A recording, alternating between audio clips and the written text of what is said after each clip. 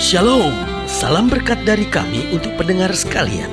Saat ini pendengar akan diberkati dengan program Hari Ini Harinya Tuhan bagian yang ke-8. Sebuah program rohani tentang doktrin Alkitab yang menolong kita untuk semakin tertanam dalam kebenaran firman dan bertumbuh dalam kemuliaan. Bersama hambanya, Pendeta Gilbert Lumwendong, STH. Banyak orang merasa doktrin Alkitab sebagai sesuatu yang membingungkan. Tetapi tahukah saudara bahwa doktrin Alkitab intinya adalah memahami Alkitab dengan benar, dengan pemahaman yang sistematis, sehingga kita terus dapat tertanam di dalam kebenaran firman, sehingga kita terus bertumbuh di dalam kemuliaan Allah. Buka hati saudara sekalian untuk menerima berkat-berkat firman-Nya hari ini. Setiap orang mendambakan terang karena kegelapan adalah sesuatu yang sangat tidak menyenangkan. Biasanya dalam kegelapan orang mulai merasa takut, dalam kegelapan orang mulai merasa cemas, dalam kegelapan orang mulai merasa tidak nyaman, dan dalam kegelapan suasana yang kita rasakan adalah suasana yang mencekam. Dan ketika seorang ada dalam kegelapan, maka yang dirindukan hanyalah terang. Karena bicara tentang terang itu bicara tentang pengharapan, bicara tentang terang itu bicara tentang kejelasan. Nah, saudaraku yang kasih dalam Tuhan, hidup Kristen adalah hidup yang mengalami terang kemuliaan Tuhan. Itu sebabnya Alkitab bicara bahwa ketika Tuhan memerintahkan Musa untuk membangun tabernakel, maka ada bagian yang disebut halaman, ada bagian yang disebut ruang kudus, dan ada bagian yang disebut ruang maha kudus. Nah, di halaman penerangannya selain memang sinar matahari ketika siang hari, tetapi juga ketika malam hari ketika korban dibakar, api menjadi alat penerang di halaman atau di pelataran. Tapi kemudian di ruang suci ada 7 kaki dian. Nah, 7 kaki dian inilah yang menyala untuk menerangi ruang suci. Tetapi kemudian ada satu ruangan lagi yang bernama ruang maha suci. Nah, ruang maha suci ini tidak ada penerangannya sama sekali.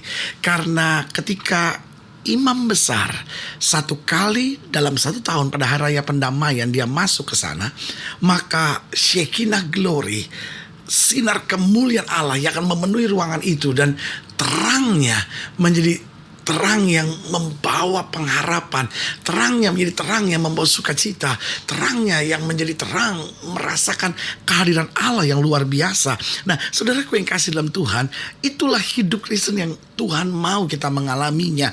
Kita ada di tengah dunia yang gelap, segala sesuatunya serba mencekam, segala sesuatunya serba tidak pasti, tetapi mereka yang berjalan di dalam Kristus akan mengalami terang kemuliaannya, sehingga berjalan dalam sukacita, damai sejahtera, kepastian kemenangan mujizat yang disediakan dalam kuasa-Nya. Haleluya. Selamat datang dalam program kita hari ini, Harinya Tuhan, sebuah program rohani yang kembali mengingatkan kepada kita betapa pentingnya kita menjadikan firman Tuhan sebagai dasar keseharian hidup kita.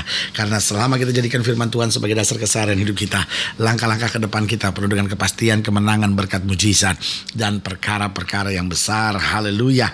Dan dalam program ini kita sedang membahas tentang terang dalam kemuliaan. Nah, ini yang saya bilang, kehendak Tuhan agar kita mengalami Shekinah glory, terang kemuliaan, sinar kemuliaan Tuhan dalam kehidupan kita sehari-hari, dalam rumah tangga kita, dalam masa muda kita, dalam ekonomi. Betul dunia serba tidak pasti, betul dunia serba dalam kegelapan, tetapi kita yang berjalan dalam terang kemuliaannya akan senantiasa melihat damai, sukacita serta mujizat-mujizat dinyatakan dalam hidup kita. Haleluya.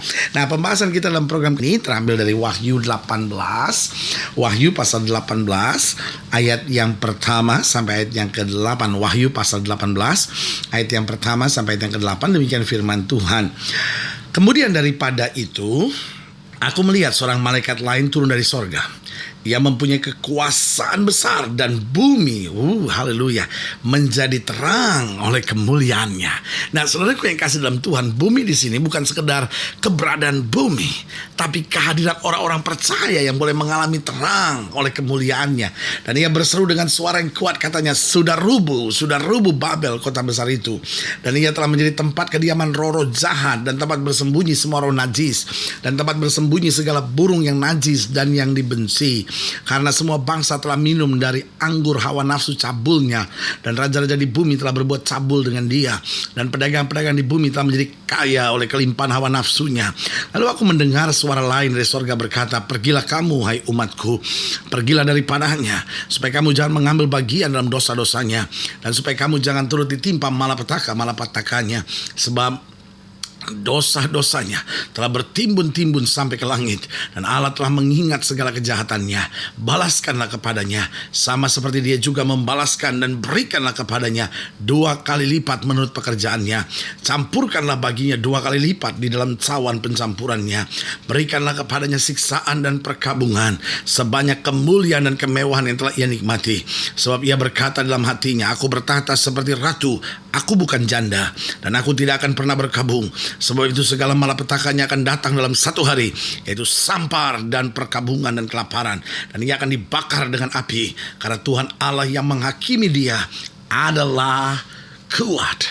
Nah, saudaraku yang kasih dalam Tuhan, jadi dalam ayat bacaan ini kita bisa lihat ada orang-orang yang akan dibinasakan oleh Tuhan, tapi ada orang-orang yang dalam segala perkara tetap mengalami terang dalam kemuliaannya. Nah, pertanyaannya, bagaimana kita dapat mengalami terang kemuliaannya meskipun dunia sedang alam penghukuman Tuhan? Yang pertama saya pelajari, coba lihat pada ayat yang kedua. Di ayat yang kedua dikatakan demikian, dan ia berseru dengan suara yang kuat, katanya, sudah rubuh Babel, kota besar itu, dan ia telah menjadi tempat kediaman roh-roh jahat dan tempat bersembunyi semua roh najis dan tempat bersembunyi segala burung yang najis dan yang dibenci. Nah, saudaraku yang kasih dalam Tuhan, jadi yang pertama, bagaimana mengalami terang dalam kemuliaannya meskipun dunia sedang dalam penghukuman dan penghakiman Tuhan. Yang pertama itu jika kita siap merubuhkan segala Babel dalam kehidupan kita. Bicara tentang apakah Babel itu? Ingat, menara Babel itu bicara tentang kesombongan. Tetapi Babel di sini itu buah dari segala kesombongan. Karena kesombongan, akhirnya manusia lari dengan kuasa-kuasa kegelapan. Kenapa? Karena mau kelihatan lebih hebat, mau kelihatan lebih gagah, mau kelihatan lebih kaya, mau kelihatan lebih mampu. Sehingga apa? Sehingga dia mulai belajar ilmu-ilmu. Dia mulai diisi dengan kuasa-kuasa kegelapan. Dia mulai percaya dengan segala ramalan-ramalan. Dia mulai percaya dengan tuntunan sio-sio, feng shui, hong shui, segala macam. Kenapa? Karena dia mau berjalan dalam supaya saya lebih kaya lagi, lebih hebat lagi, lebih kuat lagi, lebih kuasa lagi. Saudaraku yang kekasih dalam Tuhan, ini kesombongan telah berbuah. Bahkan Alkitab berkata kemudian sampai perzinahan terjadi. Karena apa? Karena kesombongan mengikat dan membelenggu manusia, sehingga manusia nggak ada rasa puas. Dia punya istri, tapi dia merasa istri saya udah mulai tua. Dia mulai tertarik sama wanita lain. Dia sudah punya suami, tapi dia merasa suami saya nggak kaya. Dia tertarik sama pria yang lebih kaya. Saudaraku yang kasih dalam Tuhan, kalau kita nggak berani menentukan Babel dalam kehidupan kita, maka kita akan turut dihukum bersama dengan dunia. Tetapi waktu kita mengalami cinta Tuhan yang luar biasa, kita mengalami kasih Tuhan yang dahsyat dalam hidup kita, maka kita akan meruntuhkan Babel, segala kesombongan, segala hawa nafsu daging, segala roh-roh duniawi. Tapi kita melekat kepada Kristus saja, sehingga kita dapat melihat kemuliaan yang dinyatakan dalam hidup kita. Haleluya. Yang kedua, coba lihat pada ayat yang keempat. Di ayat yang keempat dikatakan demikian, lalu aku mendengar suara lain dari sorga berkata, pergilah kamu, hai umatku, pergilah daripadanya, supaya kamu jangan mengambil bagian dalam dosa-dosanya, dan supaya kamu jangan turut ditimpa malapetakannya. Jadi yang kedua saya pelajari, bagaimana untuk kita dapat mengalami terang kemuliaannya meskipun dunia sedang dalam penghakiman Tuhan. Yang kedua, yaitu jika kita berani mengambil langkah tegas dalam kehidupan kita.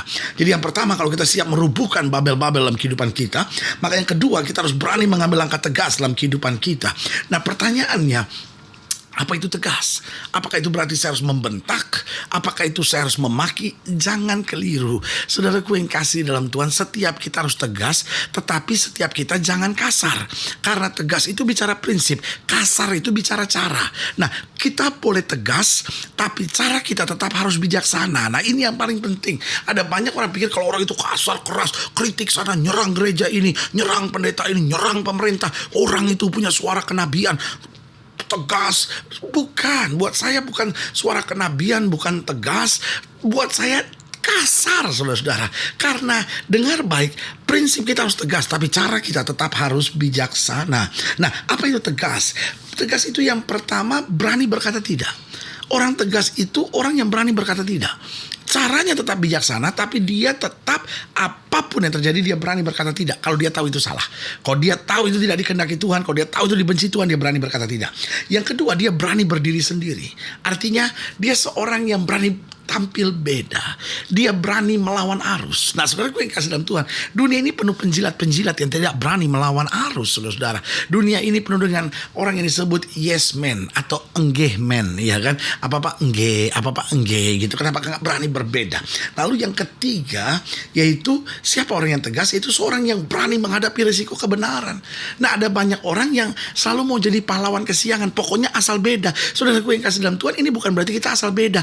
Maksudnya kalau kita tahu keliru, kita tahu salah, kita harus berani ambil langkah kebenaran, apapun resikonya kita berani. Itu yang saya beri nama tegas. Nah, bagaimana kita dapat mengalami terang kemuliaan? Yang pertama, kita harus siap merubuhkan babel-babel dalam kehidupan kita. Yang kedua, kita harus berani mengambil langkah tegas dalam kehidupan, yaitu berani berkata tidak, berani berdiri sendiri, dan berani menghadapi risiko kebenaran. Tapi kalau kita berani menghadapi risiko kebenaran, kita juga harus hidup benar. Ada banyak orang memperjuangkan kebenaran hanya untuk mencari muka, hanya untuk mencari prestasi, tapi hidupnya sendiri nggak benar, saudara-saudara. Cuman berteriak tentang kebenaran, tapi hidupnya sendiri nggak benar. Tetapi kalau kita mau hidup dalam kebenaran, berani memperjuangkan kebenaran, itu yang namanya ketegasan. Kalau kita hanya berani menentang segala sesuatu yang tidak benar, sementara hidup kita sendiri tidak benar, itu hanyalah kemunafikan, maling, berteriak maling. Yang ketiga, saya pelajari bagaimana kita bisa mengalami terang dalam kemuliaan Tuhan, meskipun dalam dunia yang sedang dalam penghakiman Tuhan. Yang ketiga, sudah bisa lihat pada ayat yang ke-7 dikatakan, berikanlah kepadanya siksaan dan perkabungan sebanyak kemuliaan dan kemewahan yang telah ia nikmati.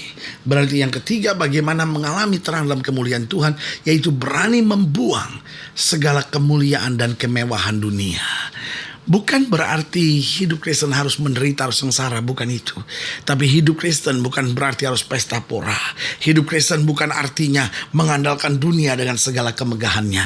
Kalau Tuhan berkati, kalau Tuhan cukupkan kebutuhan kita, biarlah kita menikmati segala sesuatunya. Tapi jangan mengejar kemuliaan dan kemewahan dunia. Karena Alkitab berkata, cari dahulu kerajaan Allah serta kebenarannya, maka semuanya akan ditambahkan bagi kita. Haleluya. Kalau sudah ingin dilayani lebih jauh, hubungi kami melalui telepon, hubungi kami melalui surat, kunjungi website kami, karena kami ada untuk membawa Bapak Ibu Saudara senantiasa lebih dekat pada Tuhan dan mengalami kasih kuasa mujizat yang luar biasa. Haleluya.